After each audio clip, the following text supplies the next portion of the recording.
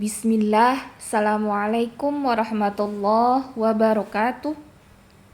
Alhamdulillah, wassalatu ala rasulillah wa ala alihi wa sahbihi wa man walah, wala hawla wala quwata illa billah, amma ba'du. Bagaimana kabar teman-teman semua hari ini?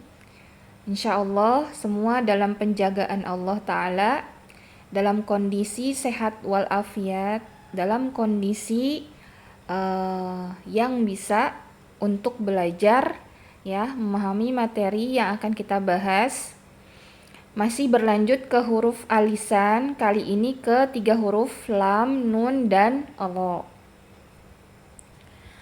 Pertama kita bahas adalah tempat keluar ketiga huruf ini, huruf lam, nun, dan ro, atau makharijul huruf. Dari mana keluarnya ketiga huruf ini? Masing-masing kita perinci. Semua ketiga huruf ini dari lisan atau dari lidah. Huruf lam dari tepi lidah bagian depan hingga ke ujungnya, bertemu dengan langit-langit depan. Jadi bukan cuma ujungnya aja, tapi berikut ke tepi lidah juga. Huruf nun, ujung lidah bertemu dengan gusi disertai dengan keluarnya gunnah dari rongga hidung atau al-khayshum.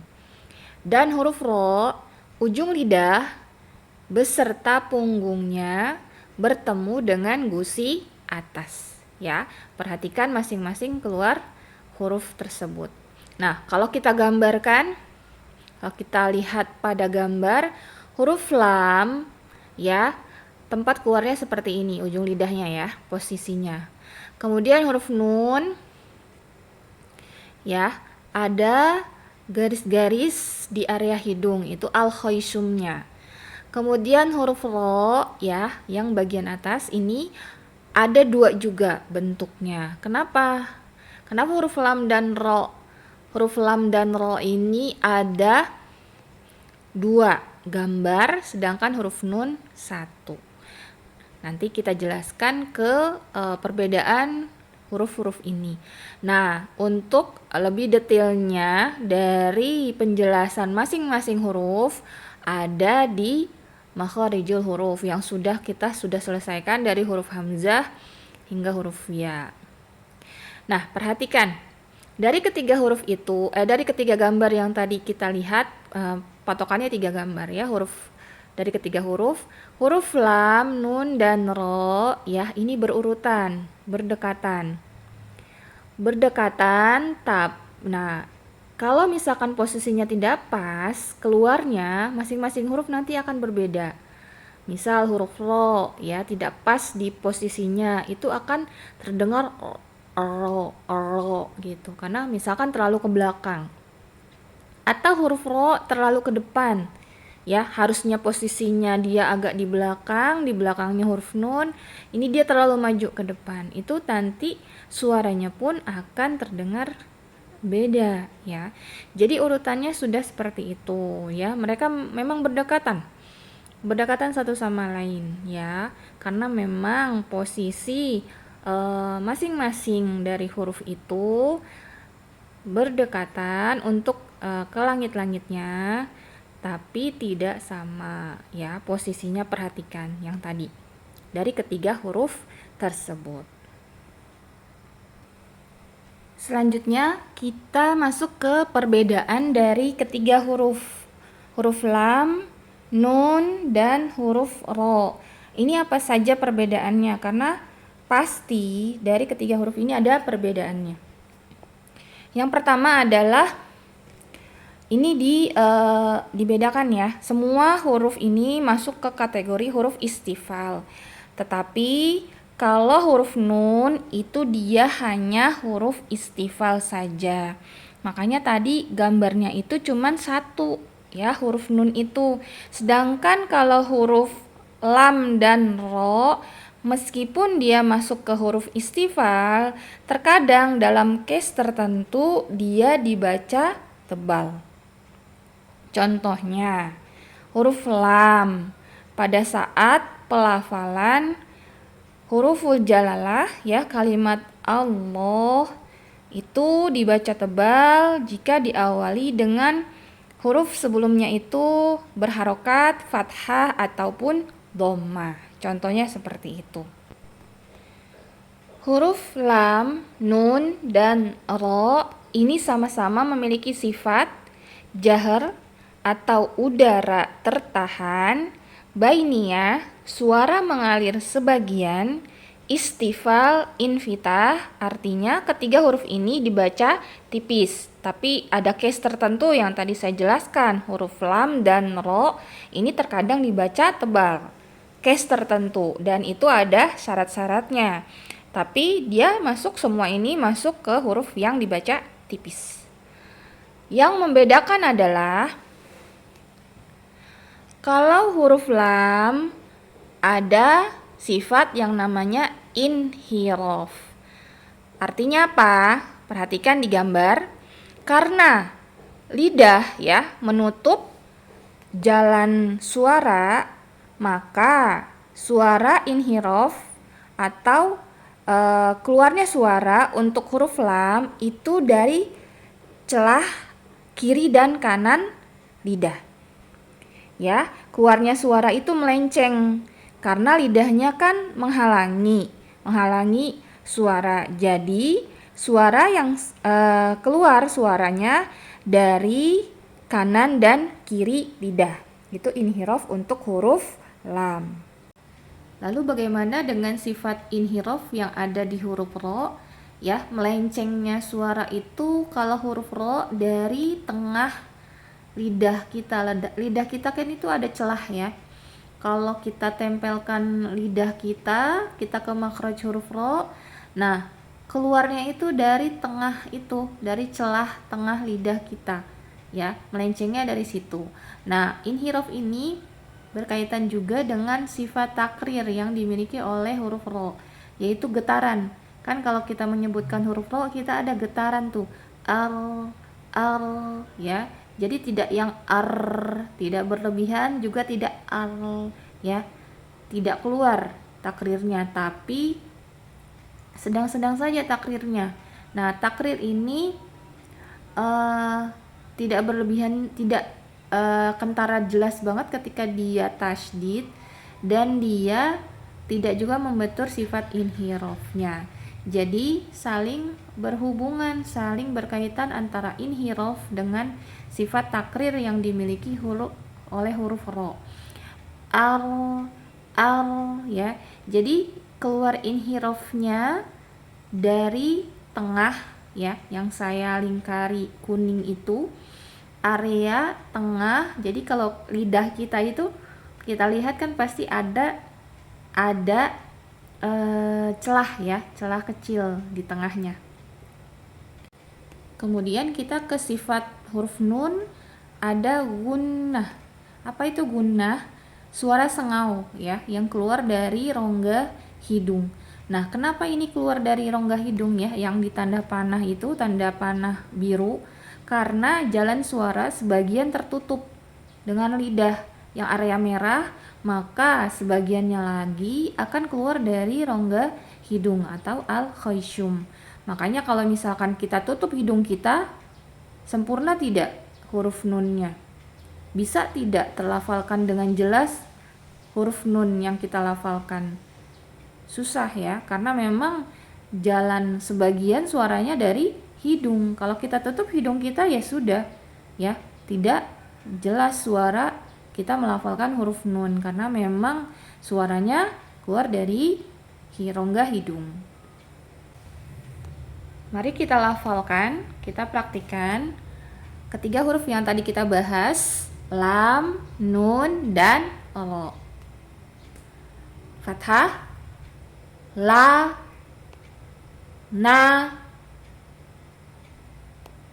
ro, la, na, ro. Nah, perhatikan ya, suaranya beda. Lam dan nun tipis, ro dibaca tebal karena dia fathah. Kemudian kasroh, li, ni, ri, li, ni, ri. Tiga-tiganya dibaca tipis ya, karena harokatnya kasroh. Jadi ri di sini, huruf ro di sini dibaca tipis juga, sama seperti lam dan nun. Kemudian dhammah harokatnya. Lu, nu, au. Lu, nu, u. Ingat ke harokatnya, ke makhraj dulu baru ke harokat. Al, jangan langsung dilepas al, tapi al, an, ar, al, an, ar, al, an, ar. Ro dibaca tebal, karena sebelumnya harokatnya fathah. Alhamdu, ya, ini seringkali lam sukun. Kalau ini kan berarti di awal kata ya, lam komariah, alif lam komariah. Ini seringkali dibaca dengan dipantulkan. Kenapa ya? Karena biasanya itu belum sempurna, belum menempel banget, dan belum sifat bainiyahnya juga tidak disempurnakan. Jadi alhamdu ya, seperti itu seringkali membacanya. Alhamdu dipantulkan, sedangkan huruf lam bukan huruf qalqalah yang harus dipantulkan. Jadi sempurnakan makhraj huruf lam, kemudian sifat-sifatnya, supaya kenapa? Supaya lamnya, lam yang sukun tidak dipantulkan, tidak alhamdu, tapi alhamdu, jangan ala ya.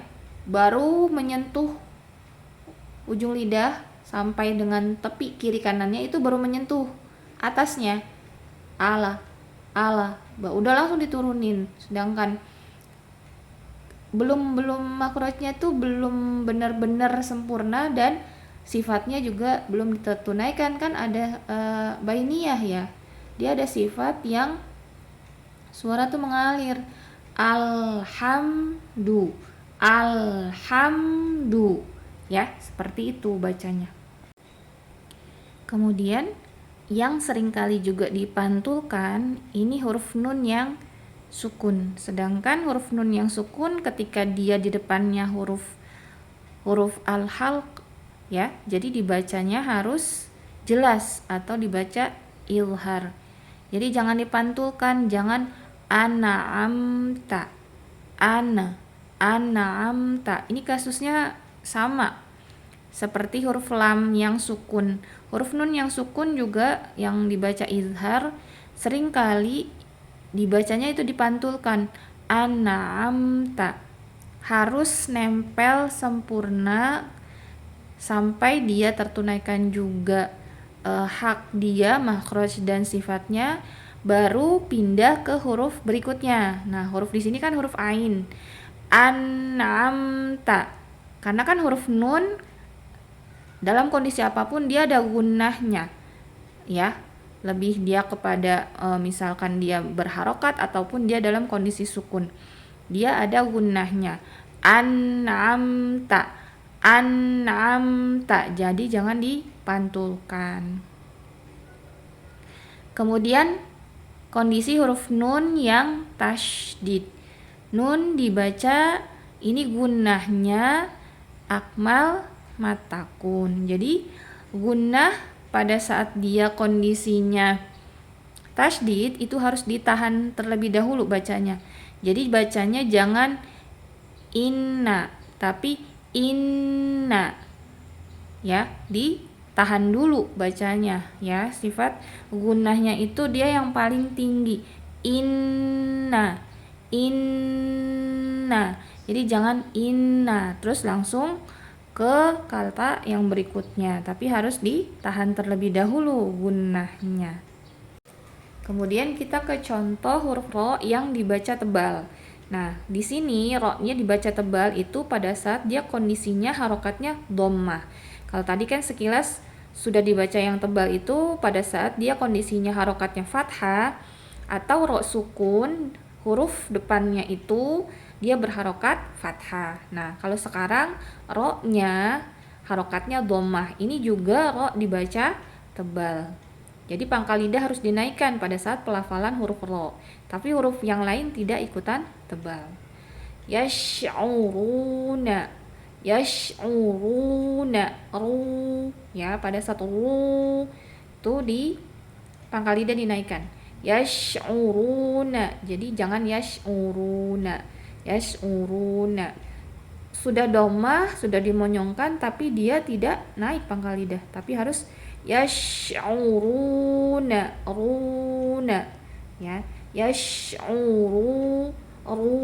pangkal lidah itu dinaikkan, jadi suara itu menyempit, kedengaran menyempit itu terdengar tebal.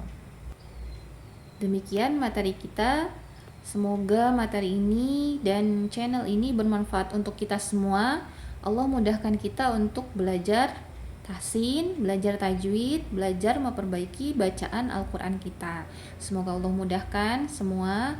Kita tutup. Alhamdulillah. Subhanakallahumma wa bihamdika asyhadu an la ilaha illa anta astaghfiruka wa atubu ilaik. Assalamualaikum warahmatullahi wabarakatuh.